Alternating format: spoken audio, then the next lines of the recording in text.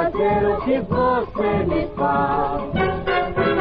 Você não sabe o que é consciência. Não sei que eu sou um pobre rapaz. Você só pensa em luxo e riqueza. Tudo que você vê, você quer. Ai meu Deus, que saudade da Néia, aquela que era mulher. Às vezes passava fome ao meu lado e achava bonito não ter que comer.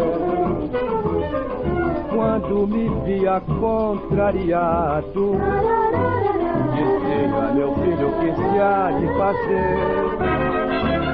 A Nélia não tinha a menor vaidade. A Nélia que era mulher de verdade. E você só pensa em luxo e riqueza. Tudo que você vê, você quer. Ai meu Deus, que saudade da Nélia. Aquilo sim é que era mulher. A Nélia não tinha a menor vaidade. A Nélia que era mulher de verdade. A Nélia não tinha a menor vaidade. A Nélia que era mulher de verdade.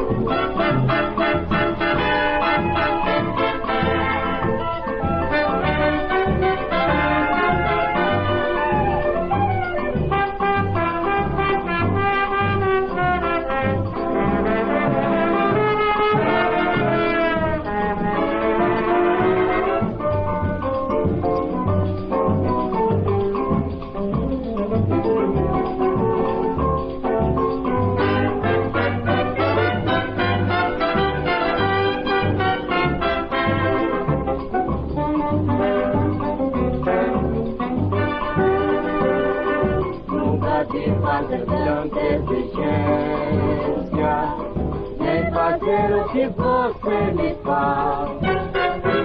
Você não sabe o que é consciência. Não sei que eu sou um pobre rapaz. Você só pensa em luxo e riqueza.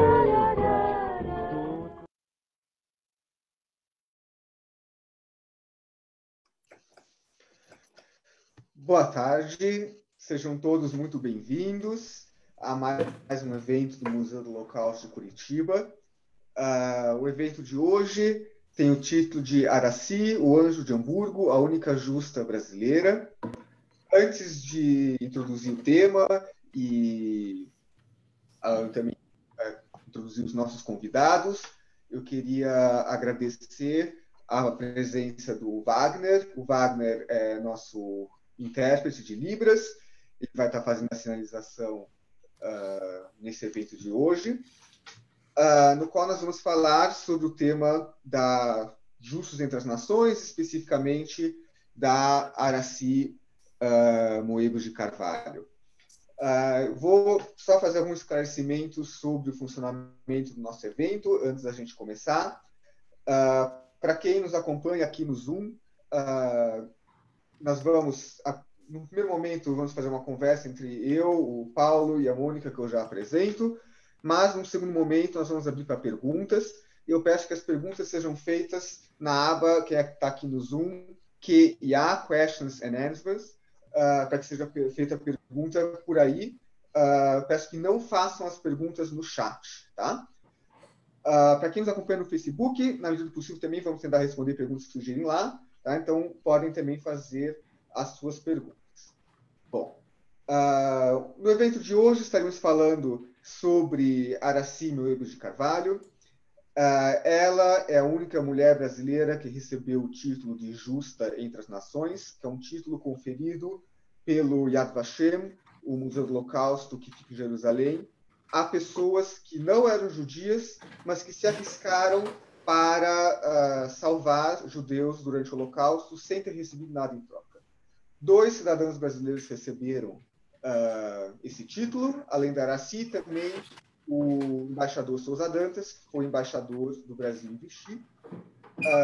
Ele é Aracy, e vamos estar conversando sobre Aracy Moebos de Carvalho, mais tarde Aracy Moebos de Carvalho e Guimarães Rosa, já que ela havia se casar com o João Guimarães Rosa, o famoso escritor.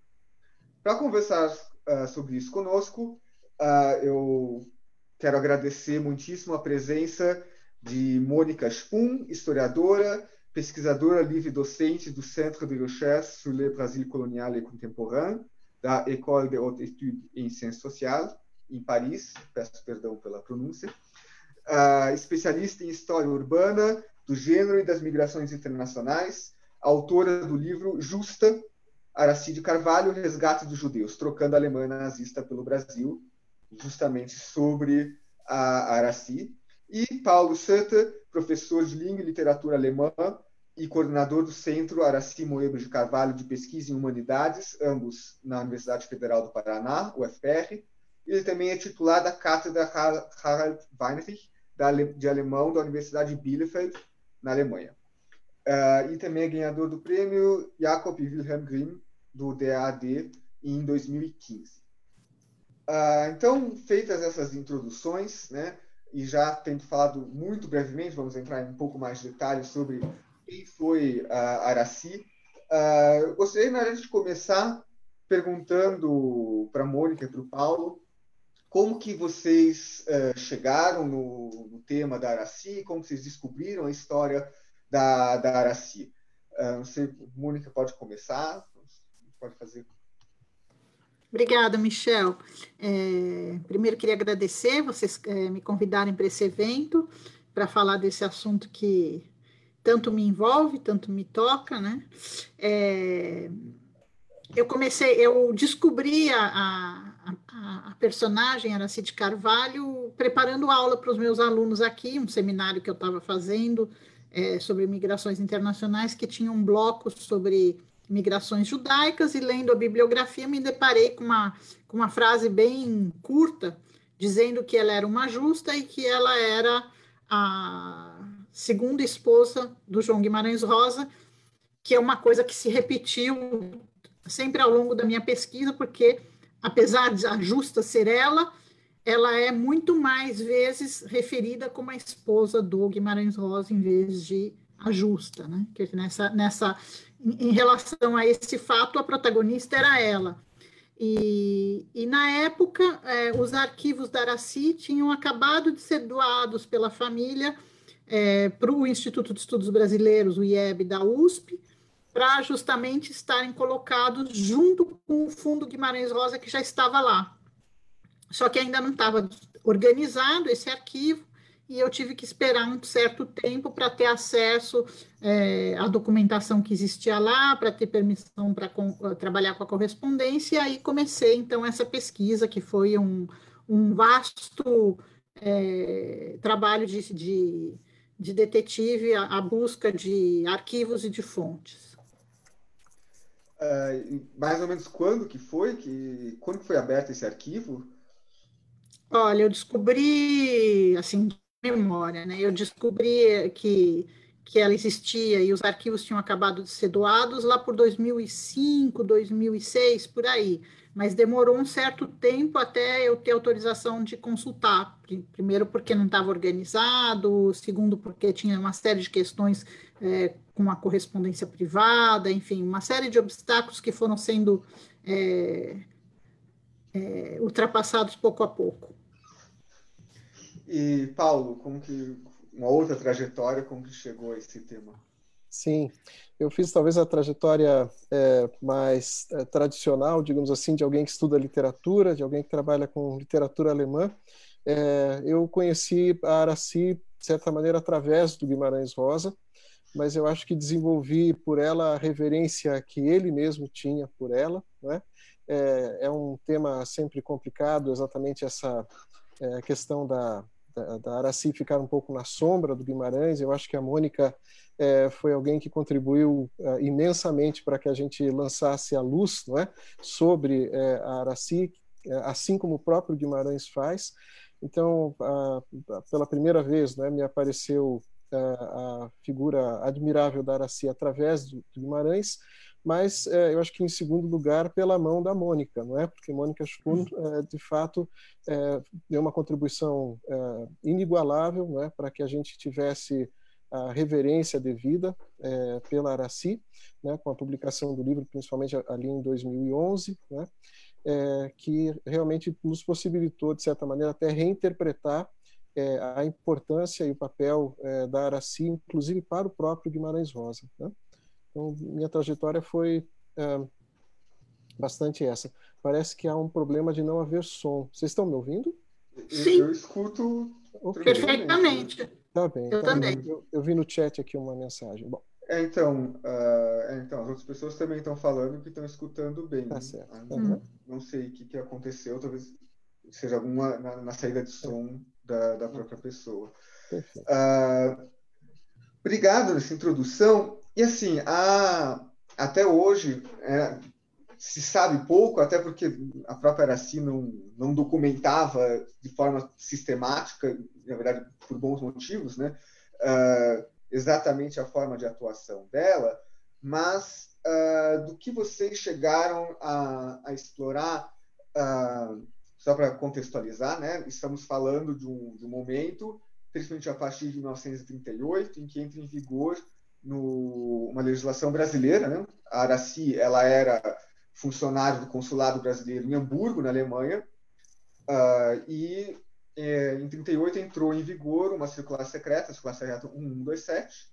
Não foi a única circular secreta, mas a principal com esse teor, que estabelecia restrições à imigração judaica para o Brasil, em medidas semelhantes do que o Brasil, na verdade, não foi o único país para a tragédia de tantos judeus que estavam tentando ir embora da Alemanha. Não era só o Brasil o problema. E a Aracy burlava essa circular, principalmente nesse período de 38, 39, nos últimos anos antes do início da guerra. E do que vocês pesquisaram, que artimanhas, que formas que a Aracy usava para conseguir burlar essas circulares do governo brasileiro? Eu? Pode ser. Sim.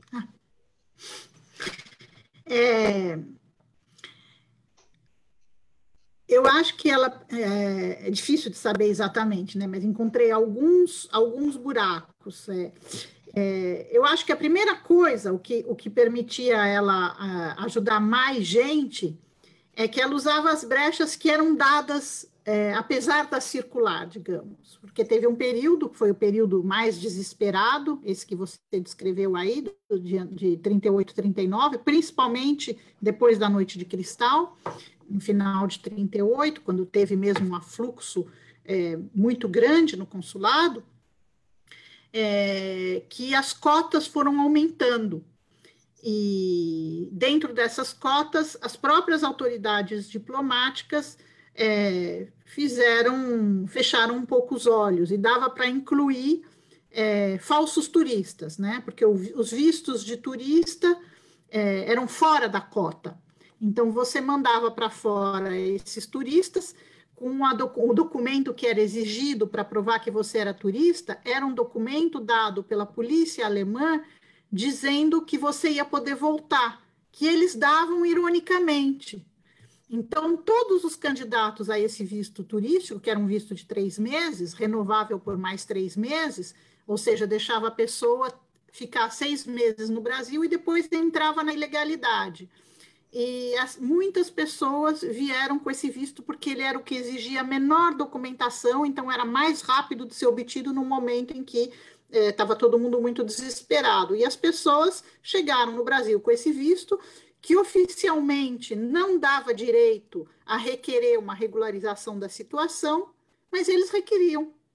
E, pelo menos aqueles que eu segui, todos conseguiram não rapidamente, mas depois da guerra, em 45, com a mudança do governo e a redemocratização, todo mundo se regularizou e, mal ou bem, foram se virando entre 38 e 45, com algumas etapas. Mas, enfim, esse era o jeito mais fácil. E a gente vê que nos últimos meses, principalmente entre dezembro de 38 e fevereiro de 39, houve um monte de vistos desse tipo. Era o jeito mais fácil de evacuar as demandas, compondo dossiês mais curtos e simplificados e outorgando mais rapidamente esses vistos. E as pessoas sabiam que quando elas chegassem no Brasil, elas iam ter que se virar. Fora isso, encontrei algumas brechas. A brecha mais fácil era aquela que foi a de dar visto para as pessoas que não eram de Hamburgo ou da circunscrição que dependia do consulado de Hamburgo, ou seja, pessoas que dependiam de consulados onde a boa vontade não graçava, como em Hamburgo, e que conseguiam falsos atestados de residência em Hamburgo e conseguiam pedir um visto para Araci, quando, na verdade, elas moravam em cidades que dependiam de outros consulados. Isso foi uma das coisas que eu pude observar. Inclusive, gente de Berlim, por exemplo, que não deveria ter pedido visto em Hamburgo. Um terceiro caso, que é o caso que eu mais segui de perto, porque era o da amiga dela, Margarete Levy, era o caso de fingir que a Margarete poderia ter o visto de capitalista, que era uma categoria prevista como exceção para os judeus. Se você tivesse uma soma que era bastante alta na época para depositar no Brasil e mostrar que você era um investidor, você entrava na categoria capitalista, mesmo sendo judeu, e você tinha direito ao visto. E a Margarete tinha uma parte do dinheiro dela no exterior, ela não conseguiu transferir a tempo para Hamburgo e provar que ela tinha aquela soma para transferir para o Brasil, e a Araci preencheu o visto com uma soma que era inferior à da lei, à da normativa, e escreveu embaixo a ser transformado em visto permanente na chegada no Brasil, que era uma coisa totalmente irregular, porque a soma não atingia e ela não teria, então, direito ao visto permanente. E isso nós não saberemos nunca como é que a Araci negociou com os seus superiores hierárquicos que assinaram esse visto, porque não era ela que assinava. Essas foram as 3 entradas principais que eu encontrei. Exato. Da minha parte, talvez também destacar que justamente impressionante, não é, que uma funcionária que não era de carreira, né, da carreira diplomática, ela era chefe da seção de passaporte, mas não era uma diplomata de carreira, tenha a coragem, não é, como uma cidadã comum, exatamente de lançar mão desses subterfúgios, né, contrariando a legislação brasileira e, sobretudo, também a forte repressão que poderia haver na Alemanha, apesar da isenção diplomática que havia, né? Então, vamos assim, esses estratagemas descritos pela Mônica são prova inequívoca da imensa coragem, né, que ela tinha, e, por outro lado, também o possível apoio do próprio Guimarães Rosa, que, quando estava como titular do consulado, já que ele era vice-cônsul, né, muito provavelmente a pedido dela, também pode ter assinado conscientemente os documentos, e uma outra suposição é de que também ela tenha, eventualmente, no fluxo simplesmente da documentação, feito assinar uma série de despachos, etc., sem que houvesse uma plena consciência do cônsul titular, né? Então, também é interessante a gente ver o gesto de praticamente desobediência civil que havia ali, né, de coragem humanitária e cívica, enfatizando esses detalhes que a Mônica apresentou anteriormente. Posso completar uma coisinha? Claro. Ela era mesmo uma destemida. O documento principal que eu encontrei era uma carta que foi a Margarete que me deu, a Margarete Levy, que ela tinha muito bem guardado em folhas de papel de seda, que era uma carta em alemão do responsável pelo escritório da emigração da comunidade judaica de Hamburgo, que quando fechou as suas portas em 41, depois eu identifiquei a pessoa que assinava, foi uma pessoa que também muito corajosa, que esperou toda a sua comunidade poder escapar e não fugiu antes e acabou sendo deportado para Theresienstadt e depois foi assassinado em Auschwitz. E essa pessoa escreve uma carta pessoal endereçada a Aracy, dizendo: nós estamos fechando as nossas portas e gostaria de agradecer em meu nome, em nome da nossa comunidade, por todo o apoio que a senhora nos deu. Uma carta longa, ou seja, mostra que, para além da boa vontade no balcão, para aquelas pessoas que chegavam ali, ela tinha uma interlocução que nós nunca saberemos qual foi, institucional, com os responsáveis da comunidade judaica, que provavelmente estavam mandando gente para ela. Então, eu penso, por exemplo, as pessoas que não eram da circunscrição do consulado de Hamburgo, poderiam saber dela através da comunidade judaica, por exemplo, e serem enviadas para ela, enquanto que poderiam não ter visto em outros consulados em que a boa vontade não graçava. Eu acho que a questão da boa vontade, que é aquela elasticidade na margem da norma, foi fundamental nesse caso. A falta de boa vontade graçava. E a outra coisa que eu queria dizer é que eu não acredito absolutamente que o superior dela tenha assinado qualquer coisa sem ler. Todas as assinaturas que ele fez foram negociadas por ela. Quanto ao Guimarães Rosa, o que eu pude observar é que em janeiro de 1939, ou seja, pouco depois da Noite de Cristal, por sorte, ele estava ali porque era um mês de férias de verão no Brasil que o cônsul tirou. Então, ele, como cônsul adjunto, assumiu interinamente durante o mês de janeiro, 31 dias de férias do cônsul, num período em que as demandas tinham aumentado. Então, eu acho que mesmo naquele mês, talvez tenha havido mais facilidade, porque ele assinava com mais facilidade, ela ia lá atrás e conversava com mais intimidade, mas com as pessoas que eu pude entrevistar, ficava muito claro que o papel dele não era de protagonista. Não. Eu concordo plenamente, Mônica. Na verdade, eu acho que há uma dívida grande do Guimarães Rosa com Aracy, não é? E ele mesmo reconhece isso de maneira muito clara.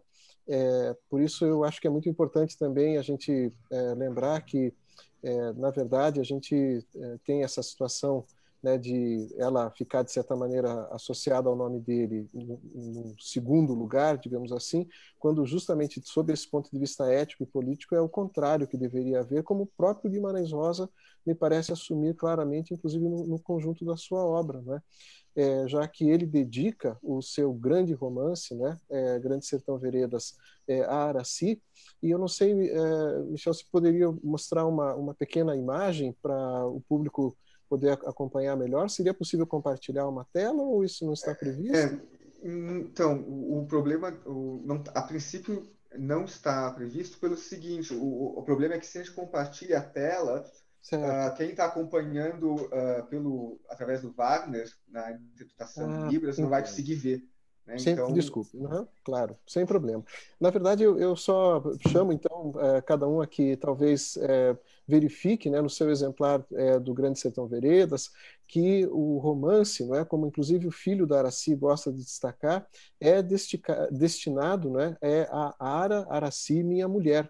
Então, o Grande Sertão Veredas começa, não é, com a menção a Aracy e termina com aquele sinal de infinito, não é, que muita gente não sabe, mas se chama na matemática a fita de Möbius, né? Que é exatamente o sobrenome da Aracy. Então o romance começa com ela, termina com ela e tem como principal personagem uma donzela guerreira, né? Uma donzela guerreira que justamente em boa parte do romance fica indefinida em relação ao sexo, não é? Porque parece que ora é um homem, ora é uma mulher, e nesse sentido me parece que o Guimarães Rosa faz uma grande homenagem a Araci, inclusive com o Grande Sertão Veredas, que fica, inclusive, para ela, não é? Como, vamos dizer assim, herança destinada em testamento, e, portanto, há um reconhecimento muito forte do Guimarães dessa dívida que ele tem, não é, com ela, que eu acho que é algo que os especialistas em literatura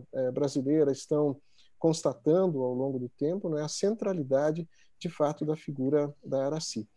E isso, a meu ver, chancelado em grande medida também, não é, pelo seu companheiro, que passou a ter uma outra compreensão de si mesmo, uma outra compreensão, não é, da vida pública, da vida política brasileira, a partir da presença dessa mulher destemida, como a Mônica disse muito bem. Né? Posso comentar aqui o que o professor Paulo falou? Claro. Nunca pensei que a protagonista do Grande Sertão pudesse ser inspirada na Araci, que é um livro maravilhoso, mas Donzela Guerreira cai bem. Muito melhor do que o Anjo de Hamburgo, que realmente eu não gosto. Não escolhi esse título para o meu livro, e no livro eu desminto, porque Araci, apesar do mito que se criou, não era conhecida em Hamburgo como Anjo de Hamburgo. Esse título foi forjado depois, no Brasil, recentemente, e ele é uma transferência para Araci de uma denominação que era dada para um justo sueco que salvou muitos judeus húngaros, dezenas de milhares, muito mais do que Araci, e que era conhecido como o Anjo de Budapeste. Existe uma biografia dele que é intitulada O Anjo de Budapeste. E uma pessoa transferiu isso, porque achou que ficava bonito, para Araci. As pessoas que eu entrevistei todas negaram, nunca tinham ouvido falar nisso, até que eu encontrei a biografia e entendi de onde vinha, a biografia desse sueco. Mas eu acho que ainda mais para uma mulher cai mal, porque a imagem do anjo desencarnada e pouco material, né? Pouco humana, não cai bem para Araci, que era tão destemida, donzela guerreira, muito terra a terra, e foi lá brigar aqui na terra, não no espaço dos anjos. Muito bem, Mônica. Concordo plenamente. Eu vou aproveitar o gancho até dessa formação desse mito do anjo de Hamburgo, que é uma questão que a mim me interessa particularmente, que estudo mais até do que eventos do passado, mas como que se formulam as interpretações do passado, que como que foi se formando esse legado da Araci, como que a história dela foi ficando conhecida, né? Porque eu fico pensando que ela só recebeu o título de Justa entre as Nações nos anos 80, né? A Araci era uma pessoa já conhecida, se sabia da história dela, como que essa história foi sendo conhecida pelo público? Talvez eu possa começar dessa vez, Mônica, porque eu acho que a gente, em primeiro lugar, precisa dizer que eu acho que o grande passo para que a Araci passasse a ser conhecida foi o livro da Mônica, né? Eu acho que a capa desse livro se tornou quase um ícone, né, na compreensão mesmo do papel complicado que o Brasil teve, né, durante o Estado Novo, na sua relação com a Alemanha nazista e também vamos assim, os muitos erros e pecados históricos que a nossa nação, que o nosso país também cometeu, né? E me parece que a partir desse momento, e talvez alguns anos antes, justamente quando começa a se perceber a importância também da relação do próprio Guimarães Rosa com a Alemanha, não é que começou a se desenvolver uma compreensão mais efetiva de que justamente as relações do Estado Novo, né? Vamos dizer assim, uma ditadura com características fascistas, não é? A relação desse Estado Novo com a Alemanha nazista nos fazia necessariamente ter que refletir historicamente sobre o papel que nós tivemos, que os intelectuais brasileiros envolvidos no Estado Novo, como era o caso do Guimarães Rosa, não é? Um servidor público que começava sua carreira justamente nesse momento bastante complicado, quando a política de nacionalização não é, coloca o Brasil muito alinhado ao eixo, não é? Nesse contexto é que me parece que a gente começa a refletir, não é, sobre exatamente o papel dessas figuras, e curiosamente justamente mulheres, não é, que também ficavam à margem da história, e a gente acaba descobrindo que figuras como Olga Benário, não é, com um papel bastante diferente, mas também um protagonismo grande, não é, para nós compreendermos, para nós fazermos essa interpretação da história, Michel, de que você fala, não é? Quer dizer, essas figuras que também benjaminianamente, digamos assim, estão numa situação de certa maneira secundária, elas é que são as chaves para que nós entendamos o nosso passado, inclusive entendamos as raízes da mentalidade ditatorial, machista, não é? Que impera na nossa sociedade. Então, eu acredito que a própria pesquisa sobre a relação do Guimarães Rosa com a Alemanha e a descoberta que o papel dele, inclusive assumido por ele mesmo, era bastante complicado, não é? Sendo que ele cumpria também em grande medida, e teria cumprido, a meu ver, inteiramente as cartas secretas da diplomacia brasileira, não é? Quer dizer que justamente houve a inversão de alguns desses casos a partir da intervenção dessas figuras secundárias que, na verdade, têm um protagonismo que nós precisamos conceder cada vez mais a elas, né? Também é muito curioso a gente lembrar que o Guimarães Rosa escreveu 3 contos alemães, não é? Exatamente a partir da visão de um diplomata brasileiro que está em Hamburgo. 2 desses contos têm como protagonistas mulheres, não é?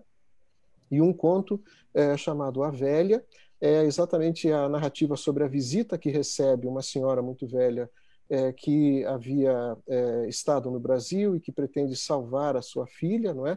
Que iria ser, corria o risco de ser levada a um campo de concentração, porque era filha desta senhora com um homem judeu. E no contexto dessa história, por exemplo, fica muito clara a posição passiva, quase de cinismo, né, do protagonista, que era exatamente um diplomata em Hamburgo, né, com várias referências autobiográficas, de modo que o próprio Guimarães Rosa assume, faz quase um meia-culpa com seus textos, né, e nos deixa muitos vestígios para nós entendermos essa história muito melhor e percebemos o papel que, inclusive, ele mesmo, Guimarães Rosa como autor, teve nesse contexto muito complicado, né? Eu acredito que a sensibilização de muitos estudantes, pesquisadores para essa questão e a aproximação nossa aos arquivos, seja nos muitos arquivos pesquisados pela Mônica, não é? São dezenas de fontes, né, de acervos que ela pesquisou. E, além disso, também do ponto de vista literário, hoje em dia, o Instituto Ibero-Americano de Berlim, com o acervo de Pottmeyer Klaas, um tradutor de Guimarães Rosa para o alemão, o Instituto de Estudos Brasileiros, tanto com o acervo da Aracy quanto com o acervo de Guimarães Rosa, né, permitem a jovens pesquisadores, né, por exemplo, como Andressa Medeiros, hoje doutoranda na Universidade Federal do Paraná, ela inclusive conduziu os estudos de um grupo de alunos que se deslocaram até o IEB, trabalharam com esse material e exatamente vão descobrindo uma série de relações a partir dessa coluna mestra também, né, vamos dizer assim, proporcionada pela Mônica, do papel fundamental que essa figura histórica tem na constituição da caracterização das nossas relações com a Alemanha nazista, com o fascismo, não é, com o autoritarismo nesses anos tão complicados que foram os anos 30. Eu só queria dizer que a indiferença geral em relação ao destino dos judeus naqueles anos não é mais ou menos uma característica do Brasil, apesar do Brasil estar vivendo sob uma ditadura. Todas as grandes democracias do mundo na época se comportaram da mesma maneira, marcando uma enorme indiferença ao que estava acontecendo. Não foi só o Brasil que, por causa das suas ditas circulares secretas, agiu em detrimento e barrando a saída dos refugiados da Alemanha e depois da Europa ocupada. Concordo plenamente, Mônica, isso é verdade, né? Eu estou, no entanto, tentando, por outro lado, dar um maior destaque também a essa questão da consciência histórica que nós brasileiros precisamos ter, né, em relação ao papel que o nosso país teve, já que a gente costuma idealizar um pouco, né, as coisas, ver no Guimarães Rosa um grande herói, quando ele mesmo se considera também alguém que cometeu erros, né? E daí, nesse sentido, é que eu queria apenas destacar esse papel do Brasil, mas concordo plenamente com você, isso é muito importante também a gente dizer, né? Não é uma Mas não era para ir contra o que você estava dizendo, era só complementar. Sim, não, claro. Só para dizer que países que não estavam vivendo sob ditaduras, como a Inglaterra, os Estados Unidos, a Austrália, enfim, todas as grandes o Canadá, não fizeram melhor do que o Brasil. Ok. Obrigado. Uhum. E me parece que o reconhecimento da Aracy foi um pouco tardio, né? Queria perguntar, para a Mônica, quem que foi a Aracy depois de retornar ao Brasil, né? A gente conhece, também um pouco parte dessa narrativa histórica que a gente sabe da Aracy desse período em que ela atuou no consulado de Hamburgo. Depois podemos até falar sobre o antes, que também é bastante interessante, né? Mas ela volta para o Brasil e como vai ser a vida dela nesse retorno? Em que medida há um reconhecimento das ações dela? Quer começar, Paulo? Acho que a pergunta até foi mais diretamente para você, Mônica. Por favor, você... Aracy era uma pessoa comum, anônima, né? E isso eu pensei desde o começo. O meu livro não é uma biografia, porque eu acho que nem teria material para isso. Eu tentei retratar a ação dela naqueles anos e ela como centro de uma constelação maior, porque também os outros, os judeus que ela ajudou e que eu consegui identificar e seguir no meu trabalho, são também protagonistas do meu livro. Então, não é uma biografia. Mesmo porque eu acho que nem tinha material e nem tinha grande interesse. Achei que o mais interessante era mostrar esses anos que são o período, digamos, o tempo forte da vida da Aracy, né? Agora, antes e depois, antes ela era uma moça já destemida, né? Uma moça que desquitada no Brasil tão provincial do começo dos anos 30, né? Que vai embora com o filho pequeno, toma o navio e vai embora para a Alemanha com o filho pequeno e abandona o marido. E depois uma mulher desquitada e recasada, né? Que também deve ter enfrentado várias dificuldades. Mas o reconhecimento dela como uma justa, como você mesmo falou, só veio bem tardiamente, quando algumas das pessoas que ela salvou resolveram se organizar. Enfim, esse foi o tempo que eles precisaram para se mobilizar, preencher a documentação necessária e fazer esse reconhecimento que até então era confidencial, era conhecido só daqueles que estavam diretamente ligados a ela e a esses fatos.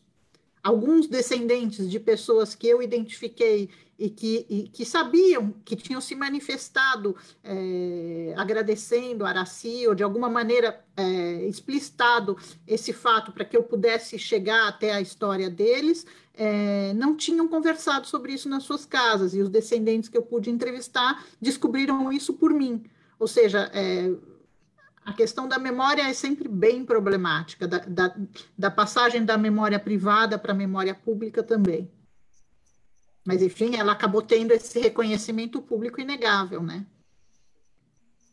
Sim, é verdade. E eu acho também que é um aspecto, Mônica, Michel, se vocês me permitem, que está muito ligado também ao fato de que, justamente, como mulher e como uma cidadã né, do povo, digamos assim, ela também estava ligada ainda à figura pública, né, de talvez o maior escritor do século XX, que é Guimarães Rosa, e sob essa condição, né, ainda ficou, digamos assim, sempre marcada por essa marca de identidade, não é? Quando que, na verdade, ela é muito mais uma chave de interpretação para a compreensão de quem de fato Guimarães Rosa foi nesse contexto, não é? E não, digamos assim, uma figura secundária que esteve ao lado dele, não é? Pelo contrário, né? Muitas vezes ele é que esteve ao lado dela, e na atuação histórica concreta foi assim que aconteceu, né? Embora ele seja aquele homem grandalhão do lado da mulher ali pequena e, né, cumprindo o seu papel, vamos dizer assim, social, pelo menos do ponto de vista de quem vê as fotos, as imagens, né? Na verdade, há uma necessidade hoje de confrontação com a documentação, com as fontes, algo que inclusive também o maior acesso aos arquivos, não é? A digitalização de documentos, a apresentação de cartas, a apresentação de redes intelectuais, né, bastante amplas nesse universo vamos dizer assim, dos prominentes da história, acabam fazendo ver, né, o protagonismo que também tinha essa pessoa a quem tinha se dado um papel de certa maneira discreto demais, né? Dado que os documentos também mostram as cartas, né, afinal de contas, as anotações, as matrizes imaginárias, até do próprio Guimarães Rosa como escritor diante dela, revelam exatamente um protagonismo grande. E nós estamos vivendo agora uma época, então, em que também a difusão de, vamos dizer assim, documentos na rede, muito mais abertos, não é, e acessíveis a qualquer momento, principalmente vídeos, filmes, não é, também contribuem muito para a popularização da figura. O filme do Caco Ciocler, por exemplo, não é, é bastante importante desse ponto de vista. Ele ficou disponível no YouTube durante muito tempo, pôde-se ver um documentário longo, não é, sobre a figura da Aracy.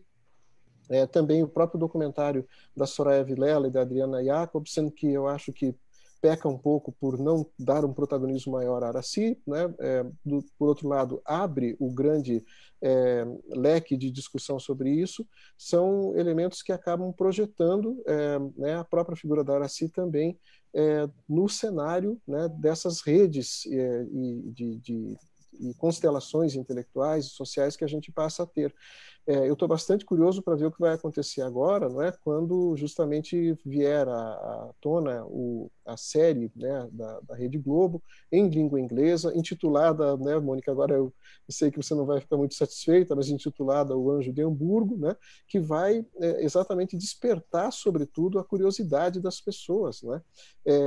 Logo, a Aracy vai se tornar uma figura pública, talvez comparável vamos dizer assim, na popularidade em relação comparável ao Guimarães Rosa, de alguma maneira, porque ambos vão estar presentes no espaço público de igual maneira, vamos dizer assim, e aí fica o desafio para a academia, para as pessoas, né, em geral, para a participação também dos cidadãos, tendo mais acesso aos documentos e buscando constituir no espaço público exatamente a memória, não é? Esses processos, então, estão se democratizando cada vez mais, e é por isso que a gente tem muita alegria na UFPR, com o apoio do Museu do Holocausto, de ter hoje um centro de pesquisa em humanidades digitais, né, intitulado Aracy Möbius de Carvalho, né, já que a gente pretende disponibilizar muito material, né, que possa ser consultado pelas pessoas em geral, para que a gente também torne essas discussões conteúdo de discussão no espaço público, muito aberto, não é? Em que os cidadãos também participam, justamente aportam a memória das suas próprias famílias, né? Estabelecem relações, de modo que a gente vai conferindo protagonismo naquelas pessoas que de fato foram os protagonistas e não apenas as construções, não é, que a cultura oficial nos apresenta. Só queria complementar que a série da Globo, apesar de se chamar O Anjo de Hamburgo, é baseada no meu livro. Eu vendi os direitos para eles. Não tenho nenhuma responsabilidade, nem no título, nem no modo como eles vão ficcionalizar a minha história, mas, enfim, estamos aguardando para ver o que eles vão fazer, né? Mas eu acho, como você, que num país com tão poucos leitores como o Brasil, vai ser maravilhoso ter essa série. Sim. Uhum. Sobre esse pós, uma vez voltando ao Brasil, queria perguntar, só que é uma coisa que eu vi, eu queria conferir se que eu vi que a Aracy teria em 68 escondido o Geraldo Vandré em casa, para ele escapar quando ele ia ser preso pela ditadura. É verdade? Como que foi essa história? Se sabe o que se sabe a respeito? Bem, parece que são justamente o neto dela, né, que conta essa história no documentário do Ciocler, se eu não estou enganado, né?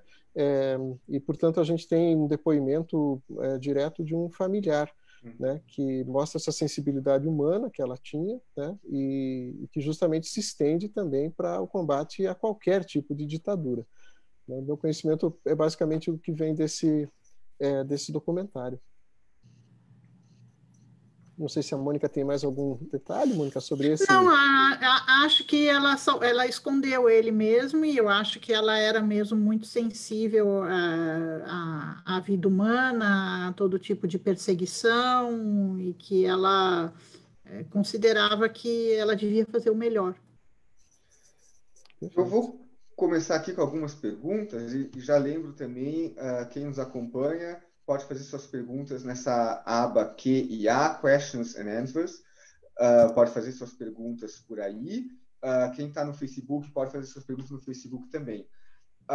O Menashe Zugman, é uma pergunta e um comentário que ele nos ajudou, né, que se falou sobre que esse termo anjo de Hamburgo teria vindo do anjo de Budapeste. Agradeço ao Menashe que nos lembrou o nome do justo, é o espanhol Ángel Sanz Briz, é um diplomata espanhol na Hungria, que teria salvado ao menos 5.000 judeus. Não é esse. Não é esse, é um sueco. O sueco é o Wallenberg, então. É esse. Wallenberg. Ele que é o anjo de Budapeste. E a pergunta do Menashe ele pergunta sobre esses vistos que foram dados pela Aracy, se foram todos concedidos nesse período 38-39, ou seja, logo antes da guerra, ou se houve também vistos concedidos já com a guerra em curso.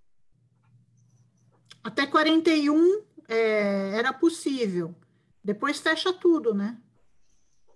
A política genocidária é decidida em 42, mas as deportações começam na Alemanha em outubro de 41. E quando as deportações começam, outubro, novembro de 41, começam as deportações.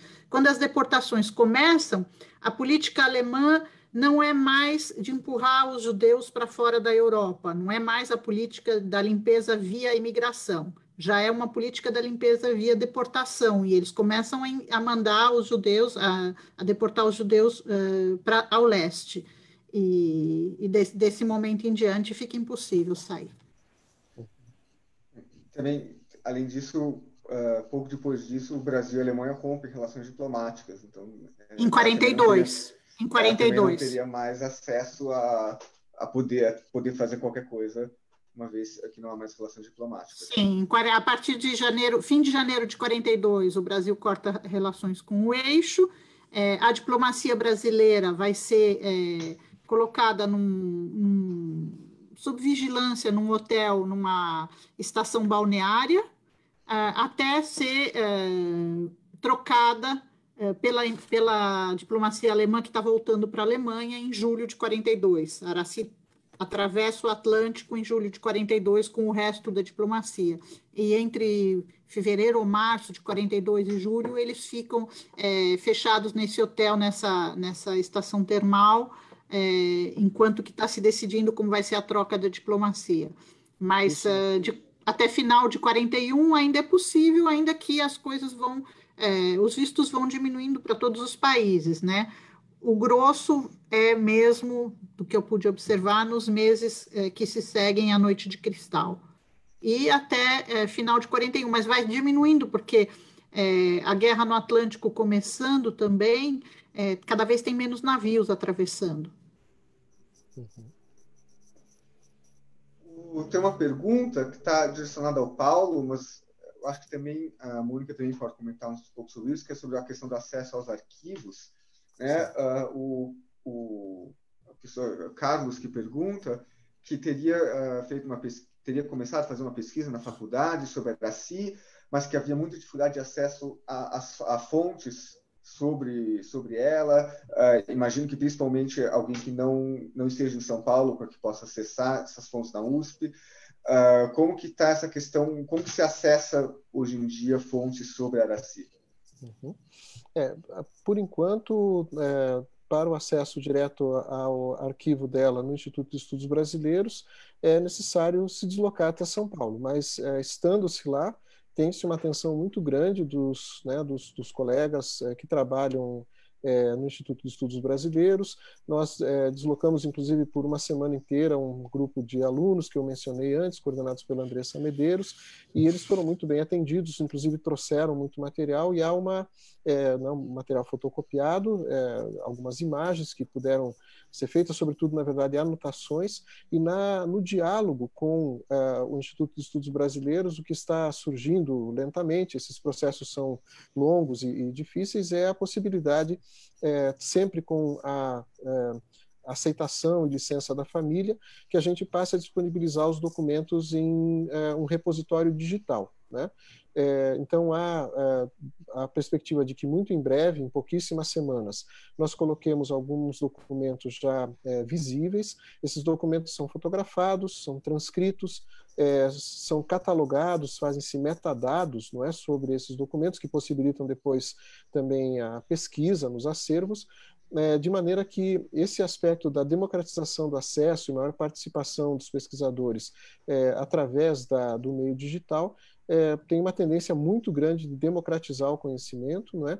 E a perspectiva é que, dentro de alguns poucos anos, nós tenhamos muito material disponível. Também material vindo de outros acervos. Nós temos uma parceria muito forte com o Instituto Ibero-Americano de Berlim, e, por exemplo, no acervo do tradutor do Guimarães Rosa para o alemão, Kurt Meyer-Clason, há várias cartas da Araci, né? Cartas inclusive também da mãe dela, né? Acabaram selando uma amizade muito forte com o tradutor do Guimarães Rosa para o alemão, e esses vários, vamos dizer assim, essas várias fontes documentais, elas vão, na verdade, sendo congregadas num lugar digital que são repositórios compartilhados, né, através dessas formas de catalogação e máquinas de procura que hoje nos possibilitam entender que todos os documentos potencialmente estariam acessíveis a qualquer pesquisador, né, respeitada a questão dos direitos autorais, mas realmente há uma perspectiva muito positiva de acesso, né? Acho que o Paulo falou tudo. Eu vou seguir com uma pergunta minha. Minha pergunta é muito direta. Existe alguma conta, alguma coisa que diga um número de quantas pessoas, ou pelo menos aproximadamente, seriam sido salvas pela Araci? Não. Só existem relatos de pessoas como a Margarete, como outros casos, né?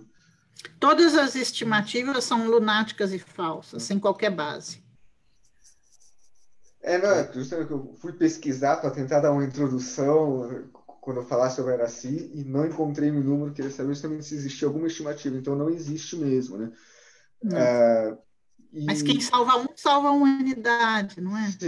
Sim. Pro Yad Vashem, que dá esse título, justamente, o título não vem com nenhum número entre parênteses de quantas pessoas foram salvas, até porque, de fato, em termos de risco, né, em termos de punição que a pessoa poderia enfrentar, não importava muito também se a pessoa tinha salvo 1 ou 1.000 pessoas, né?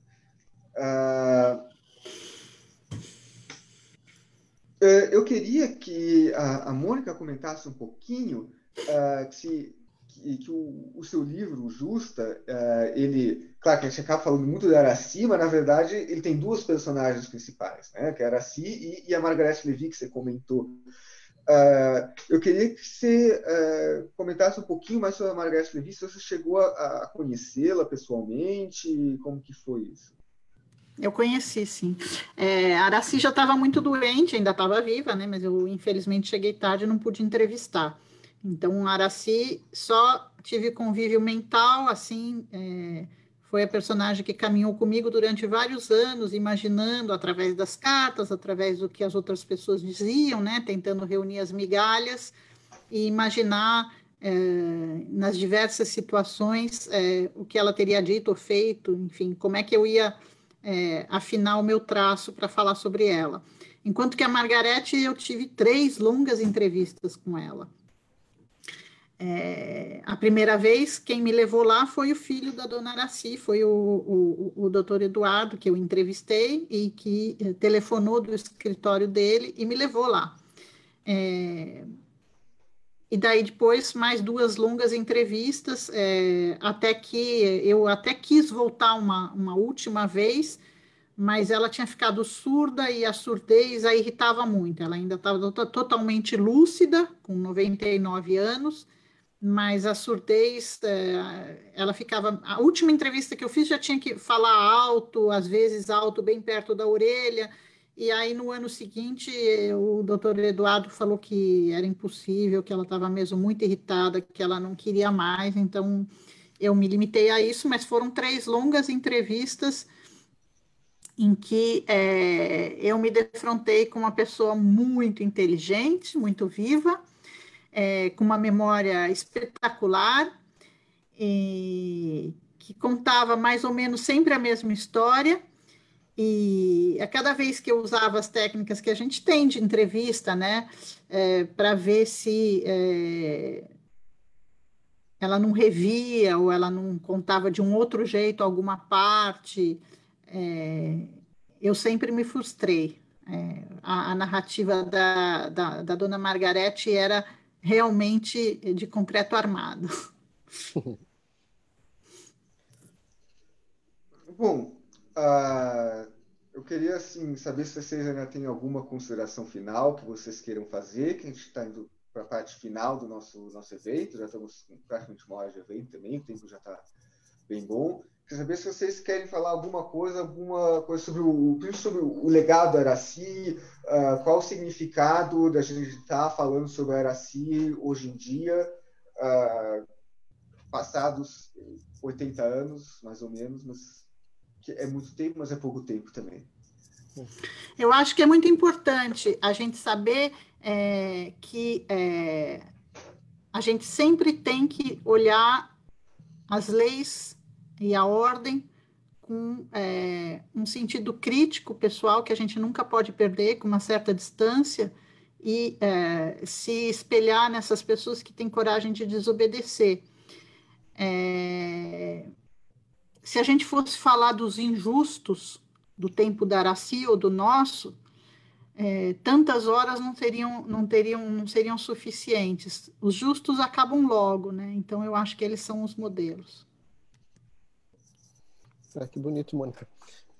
Eu acho que também da minha parte, eu como pesquisador mais na área de literatura, gostaria de dizer que hoje em dia é impossível a gente olhar, né, para esse período da história brasileira, nesse momento crítico em que a Aracy foi tão corajosa, tão destemida, não é? Mostrou-se uma justa entre as nações, para também obter novas chaves de leitura dos bens culturais que a gente tem à nossa disposição e que circulam imensamente também, graças às redes de educação, às redes de ensino, não é? E, a meu ver, seria muito importante a gente vincular de maneira positiva e construtiva a história dela aos produtos culturais que circulam tanto, também produzidos pelo Guimarães Rosa, não é? E sob essa compreensão de que Guimarães Rosa também presta, da maneira como podia, uma homenagem permanente a essa mulher que ele tanto amou, não é? Sendo que ele teve um papel, digamos assim, de segundo escalão, inclusive no Estado brasileiro, né? Depois de alguns anos do retorno da Alemanha, ele vai ser chefe de gabinete, né, do ministro das Relações Exteriores, João Neves da Fontoura, e em momentos cruciais para a história brasileira, Guimarães Rosa também se manifesta sobre esse período bastante complicado na Alemanha e, em geral, de maneira muito autocrítica, quase que dando a voz, não é, àquela que, ao invés de fazer uma autocrítica, pode, de certa maneira, ter a consciência limpa por ter agido, por ter feito algo como uma cidadã, né, como uma mulher, digamos assim, do povo, né, que através da sua coragem acaba salvando vidas e nos legando, como a Mônica disse muito bem, exatamente um exemplo, não é? Então, eu fico muito contente de poder ter conversado com vocês aqui hoje e contribuir um pouco também para a difusão do nome dessa pessoa que também para a história da literatura brasileira, né, e da cultura brasileira é imprescindível. E eu queria dizer também que a Aracy detestaria viver num tempo de retrocesso como esse que a gente está tendo que viver. Bom, Paulo e Mônica, muito obrigado pela participação. Agradeço também ao Wagner. Acho que foi muito interessante, muito instrutivo. Agradeço a todos que acompanharam, tanto aqui pelo Zoom como pelo Facebook. No Facebook, o vídeo ele fica disponível ainda. Então, para quem nos assiste, quer passar para outra pessoa, quer indicar para assistir o vídeo, pode passar, tem o link no Facebook, pode marcar o comentário, a pessoa no comentário. Então, a gravação fica no Facebook disponível. Agradeço muito a participação de quem fez pergunta, quem também fez, eu acabei não usando como pergunta, mas ouvi muitos elogios a vocês, tanto no Facebook como aqui no Zoom. Agradecendo, queria então agradecer mais uma vez e convido a todos que nos assistiram a continuar acompanhando o Museu do Holocausto nas redes sociais. Claro, quando a pandemia passar também a nos visitarem, mas enquanto isso, o museu se mantém ativo nas redes sociais. Nós temos eventos online toda semana, muitas vezes mais de um por semana. Então, convido também a nos acompanharem. E ficamos, então, por aqui. Muito obrigado pela participação de vocês. Obrigada. Obrigado da minha parte também. Tchau, Paulo. Prazer. Prazer foi meu, Mônica. Michel, obrigadão. Obrigado, Michel, Wagner. Carlos Reis também, e o Wagner, né, Wagner? Muito obrigado. Carlos também, que não está aí, mas está, né? Isso. Tchau. Eu que agradeço a participação de vocês. Tchau, tchau. Tchau, tchau.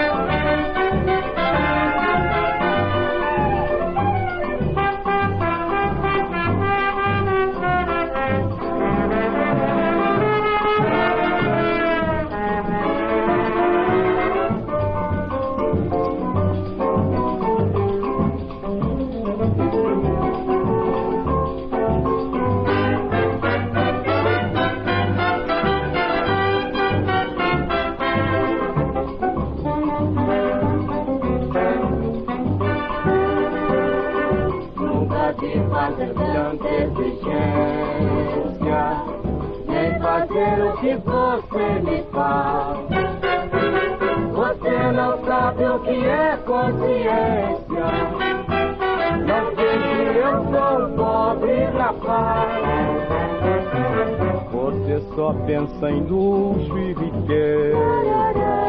Tudo que você vê, você quer. Ai, meu Deus, que saudade da Néia, aquela que era mulher.